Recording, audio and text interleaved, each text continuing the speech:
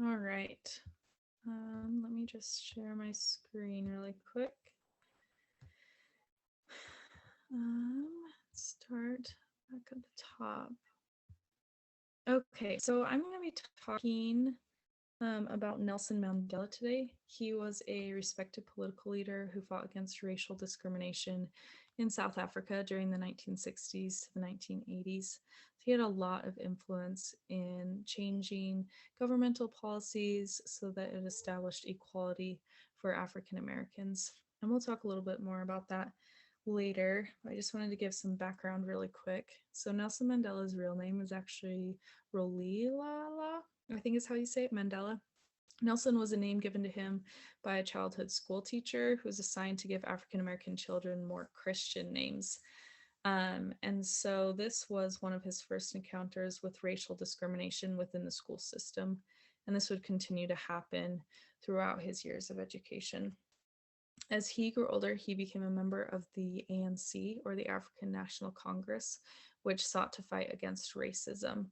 So during his involvement, he became one of many advocates for certain protests and other things like that to change governmental policies that denied African Americans certain rights.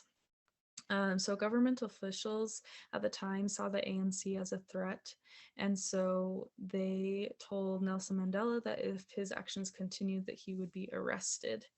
So as a result, he went underground and was nicknamed the Black Pimpernel, which was given to him as a result from the book The Scarlet Pimpernel, which highlighted a hero who had an undercover identity. During this time, he also contributed to a document titled the Freedom Charter, which was basically like a constitution that talked about individual rights for African Americans that were not being met at this time. So as a result, in 1956, he was arrested on the basis of treason.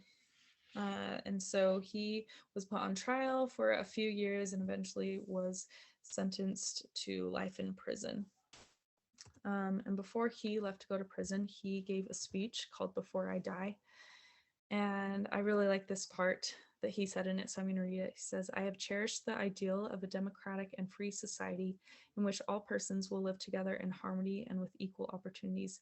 It is an ideal for which I hope to live for and to see realized. But my Lord, if it needs to be, it is an ideal for which I am prepared to die."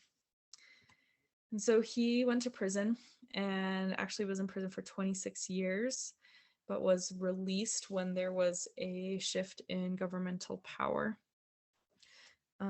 And so he said, "As I walked out the door towards the gate that would lead to my freedom, I knew if I didn't leave my bitterness and hatred behind, I'd still be in prison."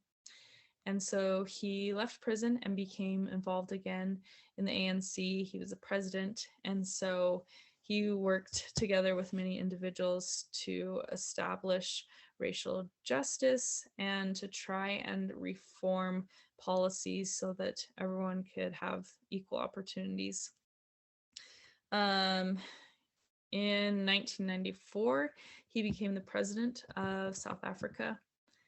And his presidency was a huge turning point for South Africa because he was the first Black president to be inaugurated. During his presidency, it was a time of reform, and he reestablished rules of democracy and equality for all individuals. As a result, he received the Nobel Peace Prize, among many other awards, due to his contributions.